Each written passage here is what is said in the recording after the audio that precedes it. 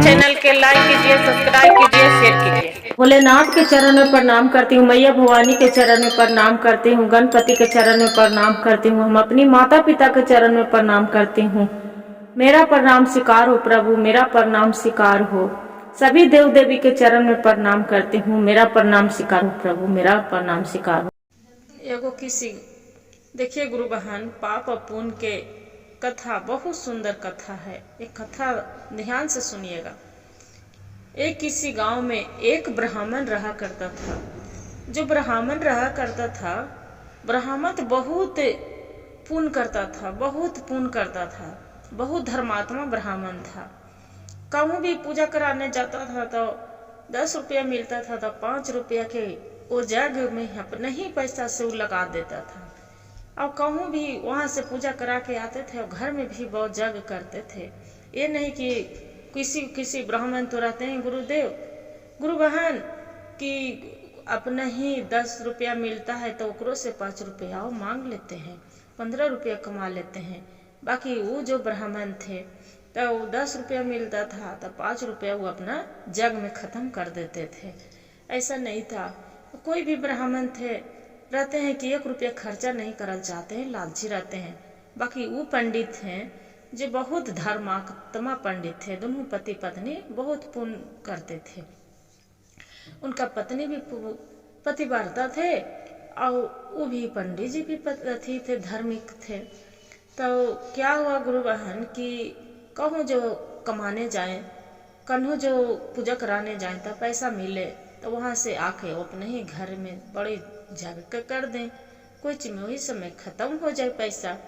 तो पड़ियाई ने एक दिन बोले कि स्वामी आप इतना तो धर्मी है कि घर में बाल बच्चा है, एगो पैसा न बचा है, एक दाना के निराला न है, से का चीज हमार बाल बच्चा खाएगा। जे आप कहूँ इतना पुण्य करते हैं से किसी किसी के जाकर पुण्य बांटिए। बोले कि आप भी तो सही बोल रहे हैं पड़ियान जी, ये तो बात हकीकत है। से ठीक है, से रोटी बना दीजिएगा 4 गो। तो कलन की ठीक है, पड़ियान जी रोटी बना के दे दिलन, रास्ते में खाएला। जब रास्ते में खाएला दे दिलन गुरु बहन, चलते चलते पहले के जमाने तो पैदल आदमी जाए करते थे, न तो गाड़ी, न मोटर, न कार, न मार्शल, कुछ भी नहीं रहता था। तो पैदल चल रहे हैं। चलते चलते चलते पंडित जी के एक जंगल मिल गए। जंगल के वजह पेड़ तर बैठ के और वहाँ पर ही एक भगवान भोलेनाथ के मंदिर है।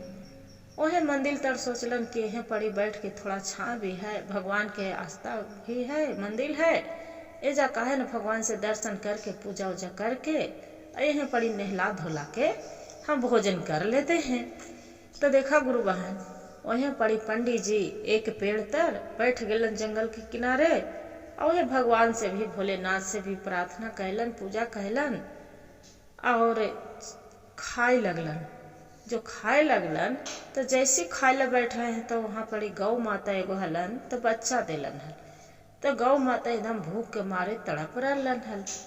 जो भूख के मारे तड़प रहलन हल तो वहाँ पड़ी गौ माता आ गेलन, देखलन बैठल खुद खाते। तो जो बैठे देखलन तो गौ माता वजह पड़ी आके और देखे लगलन।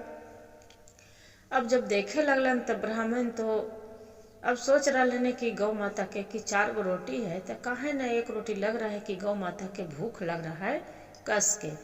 तो गौ माता के रोटी दे दिलन। जब रोटी दे दिलन तो पर भी गौ माता और नहीं हट रहलन है, न हट रहलन तो दूसरा रोटी भी दे दिलन। तो न गौ माता जा रहलन इधर उधर, तीसरा रोटी दे दिलन तो न जा रहलन है। जब ना जा रहलन है तो भगवान के भोलेनाथ के नाम लेके किया, प्रभु जे 1 रोटी बचा है ये भी गौ माता की हम खिया देते हैं। जे आप ही सब दया दयालु हैं प्रभु, आप ही को मर्जी है, इसलिए गौ माता मेरा भेजून आ गए हैं। वो रोटी भी गौ माता के दे दिए और अपने पानी पी लिए और वहाँ पर से भगवान के गोड़ लग के भोलेनाथ के और वहाँ से चल दिए गुरु बहन। जो चल दिए देखिए दीदी, फिर चल दिए तो चलते चलते राजा के यहाँ पहुँच गए। राजा के मंत्री द्वारी पर थे बैठल तो बोले कि राजा साहब हैं से हम राजा साहब से मिलना चाहते हैं। तो बोले कि आप कौन हैं?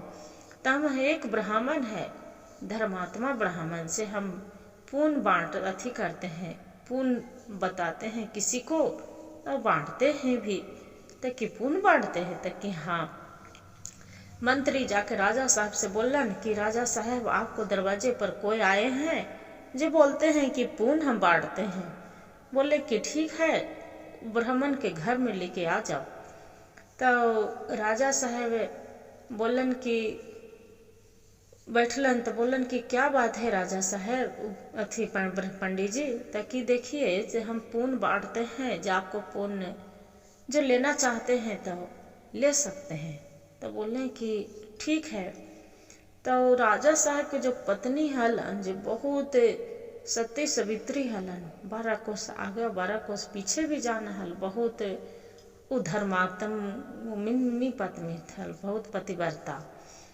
बिना भगवान के जो पूजा करते थे, भोलेनाथ के ध्यान लगाते थे, सब भगवान उसका जचना में दिखा देते थे कि कौन पाप कर रहा है, कौन पुण्य कर रहा है, कौन धर्मात्मा है, कौन, सब दिख जाता था।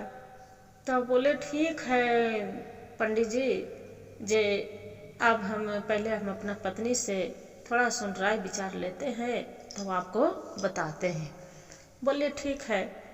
तो राजा साहब अपना पत्नी से 2 घंटे के बाद है जाके बोलन कि एक ब्राह्मण हेलन है जो दुहारी पर बैठल हथन। तो बोलन कि हम पुण्य बांटा ही पापा पुण्य जे, तो पुण्य बांटा ही जे का से तू पुण्य लेभा अपना पत्नी के। तो राजा रानी साहब बोलन कि कोई बात नहीं, से काम करिए, से आज ही पंडित जी से जाके आप बोलिए ब्राह्मण से कि जो आज पुण्य किए हैं आज वो वाला मेरा पुण्य दे देंगे। तो पंडित जी से राजा साहब आके कह रहलन है कि ये तो बताइए से अब पंडित जी से आज जो आप पुण्य किए हैं वो वाला पुण्य दे दीजिए। तो बोलन कि आज तो हम कोई पुण्य नहीं किए हैं, कुछ भी तो नहीं किए हैं, कोई पुण्य नहीं किए हैं, नहीं कोई यज्ञ किए हैं। ताकि नहीं, आज जो भी कुछ किए हैं यज्ञ पुण्य वो दे दीजिए। बोले कि हम क्या दे देंगे, कुछ तो हम नहीं किए हैं।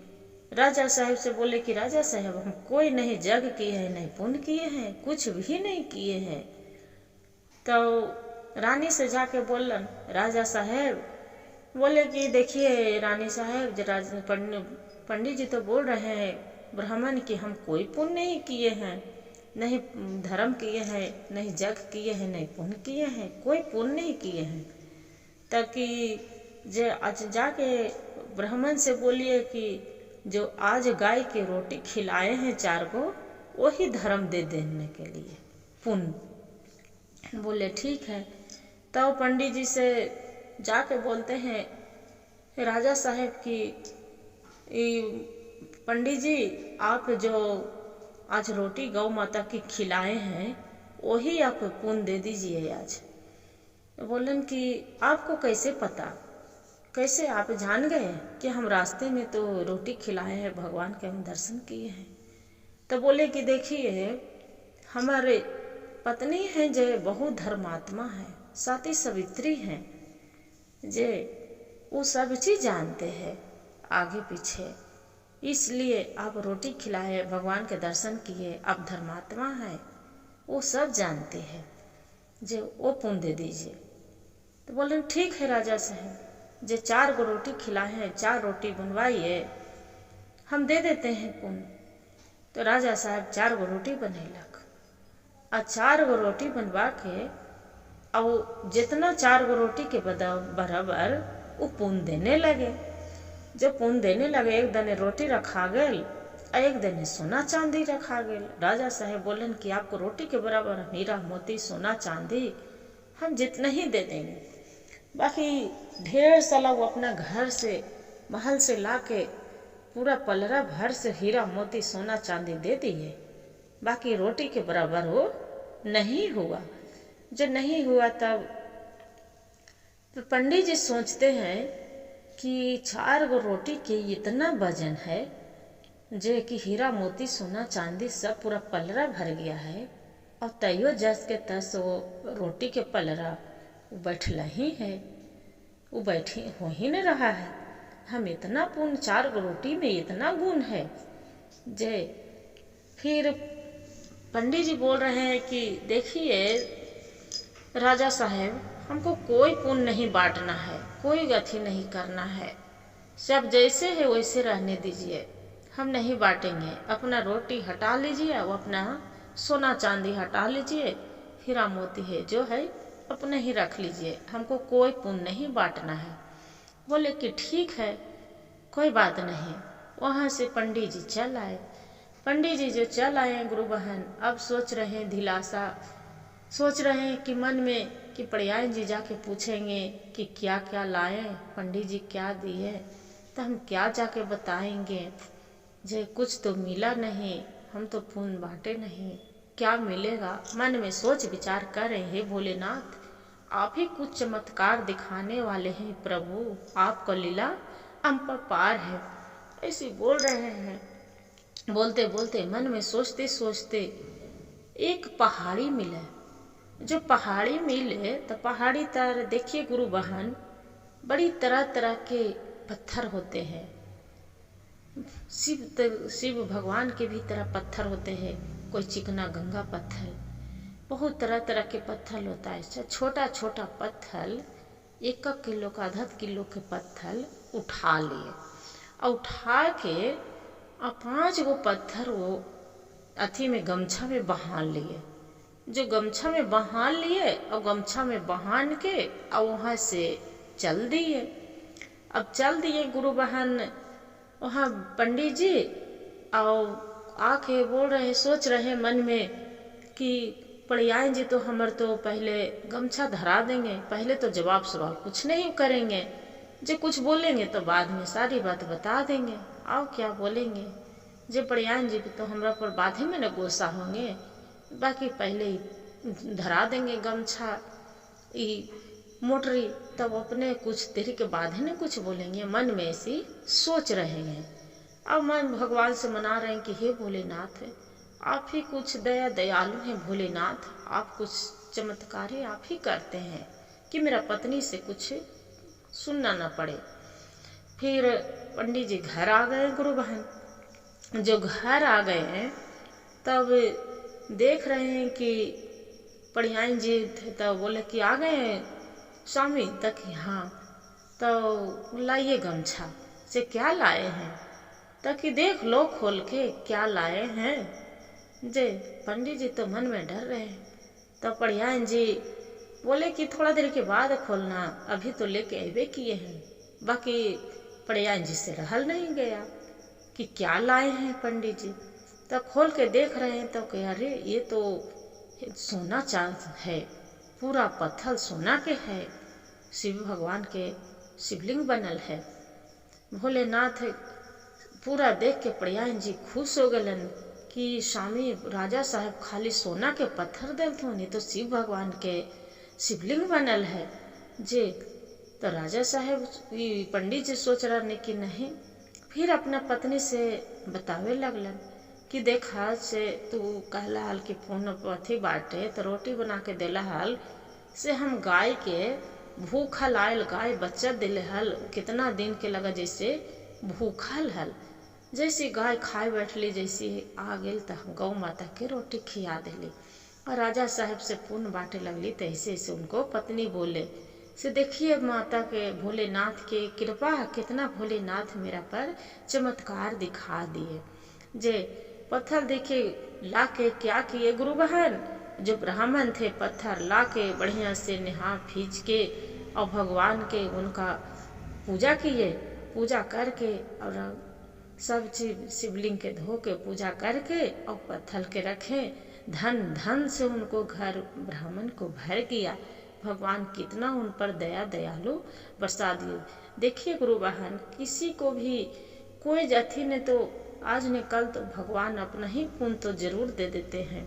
भोलेनाथ के जो सेवा करते हैं तो उनको पुण्य कहूँ नहीं जाता है, कभी न कभी जरूर मिलता है। ऐसा बात नहीं है, भगवान अपना चमत्कारी दिखाते हैं। और कौन रूप में दिखाते हैं ये हमें नहीं जानते हैं, बाकी वो जरूर दिखाते हैं गुरु बहन। इसलिए आदमी के अति निराश नहीं होना चाहिए, हौसला रखना चाहिए गुरु बहन। देखिए दीदी, इतना टूटने से कुछ नहीं होता है। आप पे हौसला रखिएगा तो भगवान के भी, उनको भी लगता है दया कि नहीं मेरे तो शिष्या हैं तो मेरे ऊपर तो खुश है। जैसे ही भगवान के प्रेम के बस में तो भगवान है।